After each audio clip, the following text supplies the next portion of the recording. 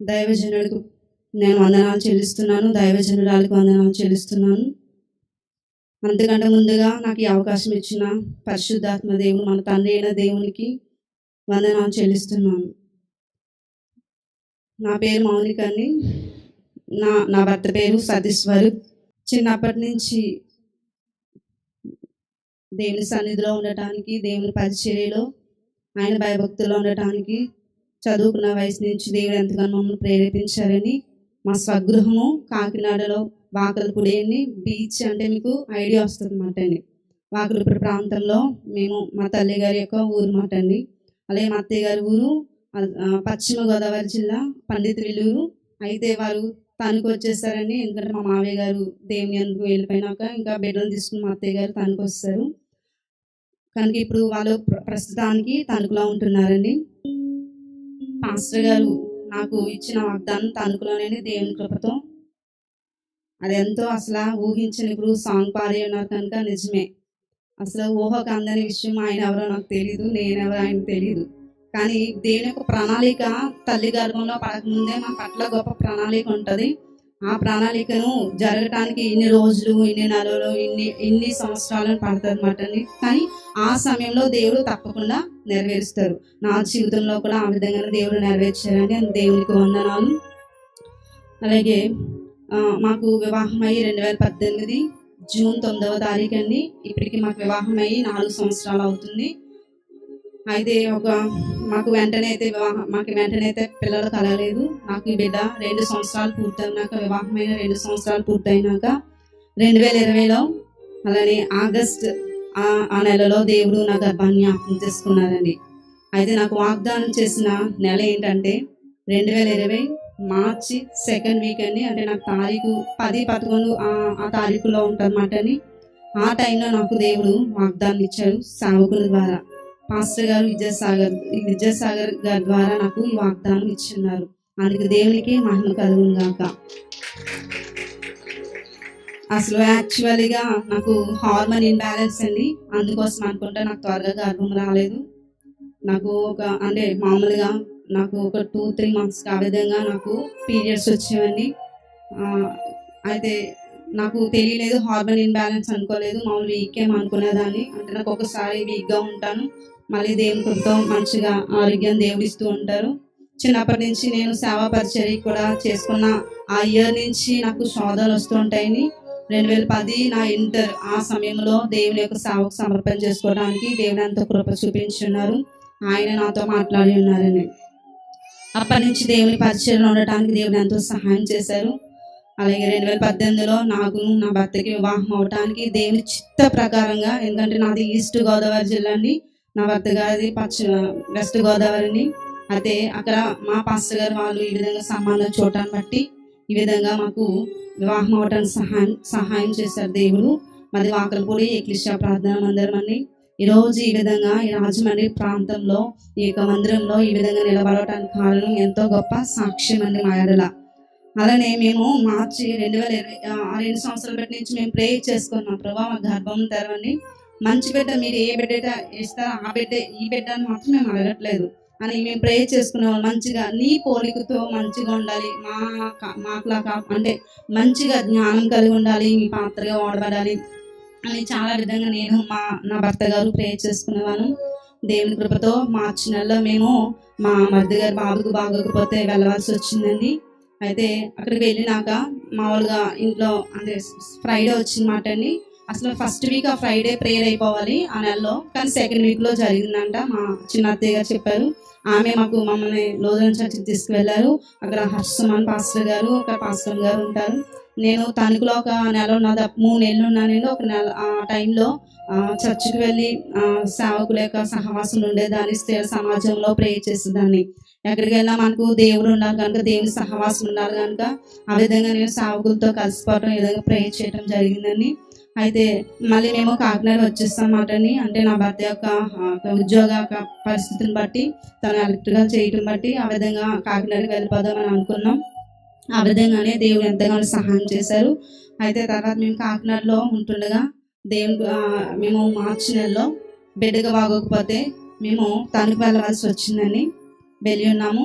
అయితే అక్కడ పనులన్నీ చేసుకుని ఫ్రైడే వచ్చింది కనుక ఫాస్టింగ్ ప్రేయర్ ఉండి దేవుని సన్నిధికి వెళ్దాం అనుకున్నప్పుడు మా చిన్న అత్తయ్య గారు మమ్మల్ని చర్చికి తీసుకుని వెళ్ళారు. ఆ రోజు ఫస్ట్ వీక్లో జరగాలండి. అప్పుడు మేము అక్కడికి వెళ్ళలేదు, కానీ దేవుడు మా కోసమే పోస్ట్ పోన్ చేస్తుంటారు. సెకండ్ వీక్లో ఆ ప్రేయర్ జరుగుతుంది. ఆ ప్రేయర్కి పాస్టర్ గారు వాక్యం చెప్పడానికి వచ్చారు. పాస్టర్ విద్యాసాగర్ పాస్టర్ గారు వాక్యం చెప్పడానికి వచ్చిందన్నమాట. అని మేము మామూలుగానే దేవుని సన్నిధిని కూర్చొని వాక్యం వింటున్నాం. ఆయన విశ్వాసం గురించి వాక్యం చెప్తున్నారు. వాక్యం చెప్తూ ఇంట్లో ఒక సందర్భాన్ని ఆయన చెప్తున్నారు అన్నమాట. వాళ్ళ పాప విషయంలో దేవుడు చేసిన కార్యంలో ఆమె యాసిడ్ ఆ విధంగా తెలియకుండా ఆ చిన్న బిడ్డ తాగినప్పుడు అంటే పాస్టర్ గారితో దేవుడు మాట్లాడారు. ఈరోజు నీ విశ్వాసాన్ని బలపరుస్తున్నానని చెప్పారు. అయితే నేను కూడా ఇంట్రెస్ట్గా వింటున్నాను అన్నమాట. పాస్టర్ గారు ఏం చెప్తారు, అసలు వాక్యం ఏంటని. సరే విందాం అనుకుంటే చివరికి పాస్టర్ గారు ఈ విధంగా చెప్పారనమాట. నిజంగా విశ్వాసం బలపరచమంటే ఏదో అద్భుతం చేస్తున్నారేమో దేవుడు నేను అనుకున్నానండి.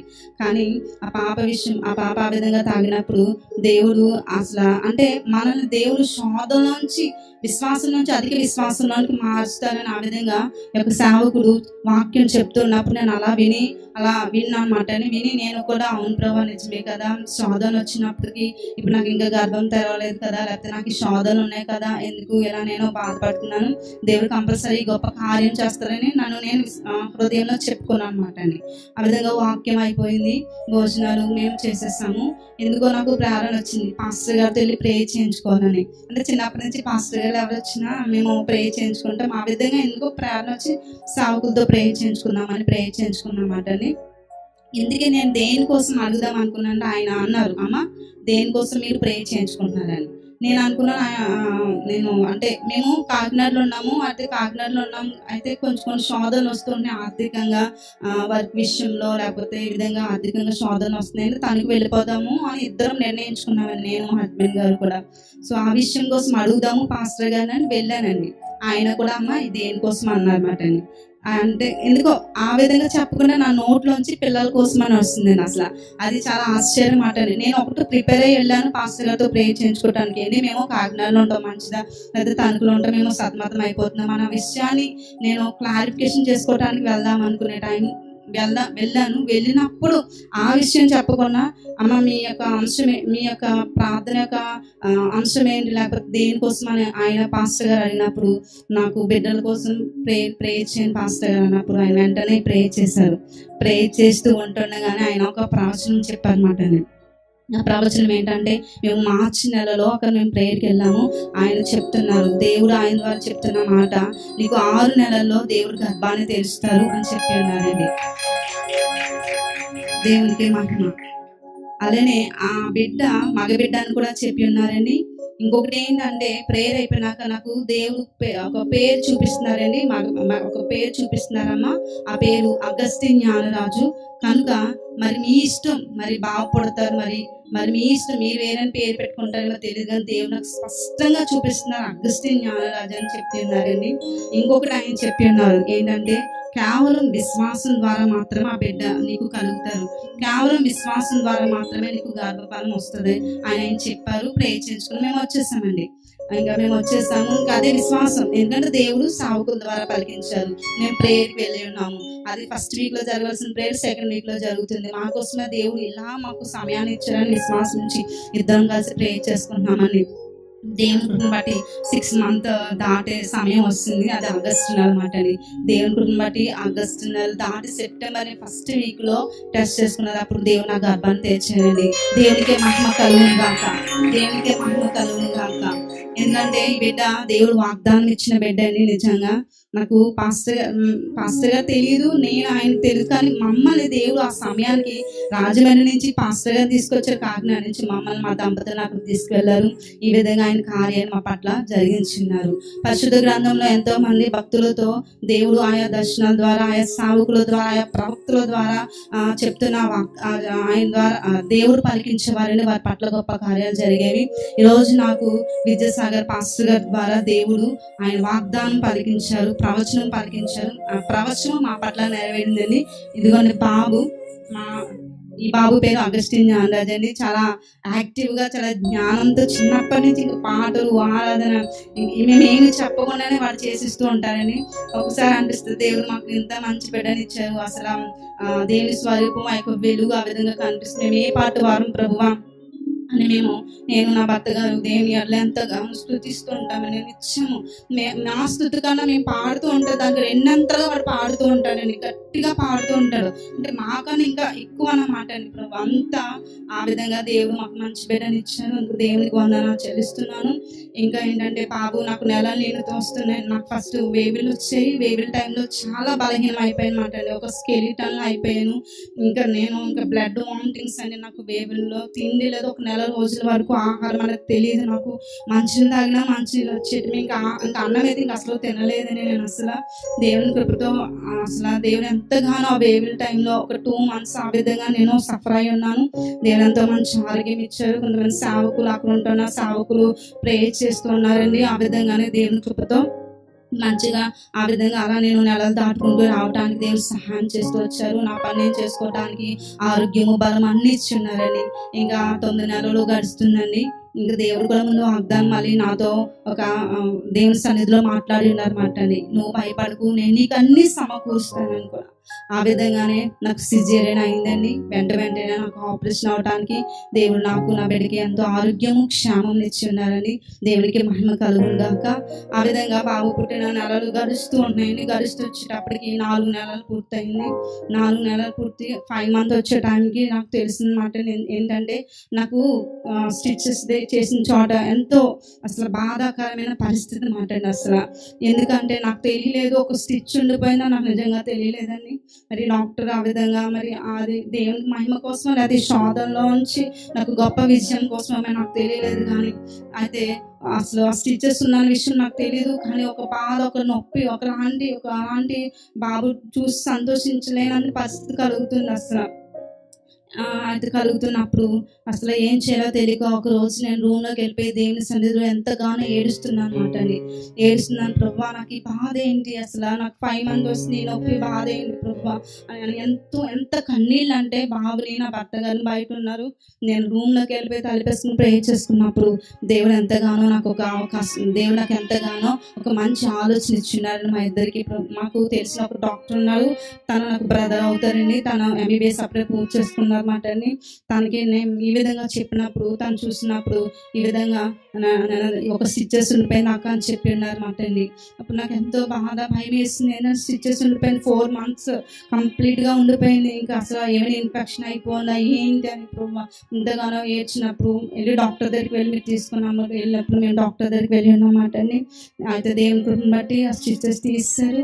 అసలు ఎంతగానో దేవుడు గొప్ప కార్యం చేస్తున్నారని అసలు నాకు వారు కడుపు పడినప్పటి నుంచి చాలా అపవాది ఎంతో శోధ. ఎందుకంటే వాళ్ళ వాగ్దానంతో పుట్టిన బిడ్డ, వారిని మంచిగా సేవలో పెట్టాలి, మేము సేవలో పెంచాలి, దేవునికి మేము సమర్పించున్నామండి.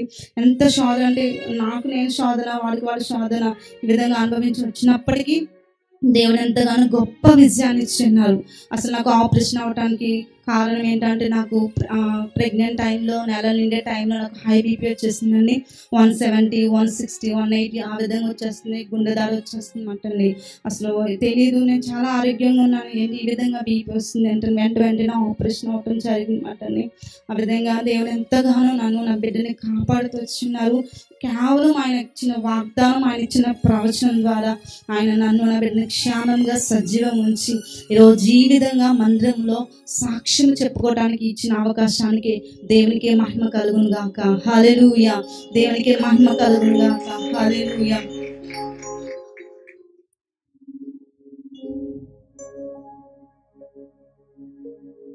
అలాగే దేవుని కృపలో వాళ్ళు మంచిగా పెంచాలని మా ఆశ అండి. మా కోసం ప్రేయర్ చేయండి. మాకు ఈ విధంగా మీ సహవాసం ఉండటానికి దేవుడిచ్చిన ఈ బంధత్వానికి దేవునికి మహిమ కలుగును గాక. పాస్టర్ గారితో ఈ విధంగా మరొక విషయం మర్చిపోయానండి. నాకు పాలు రాలేదండి. హార్మోన్ వల్ల మరి ఏంటో తెలియదు.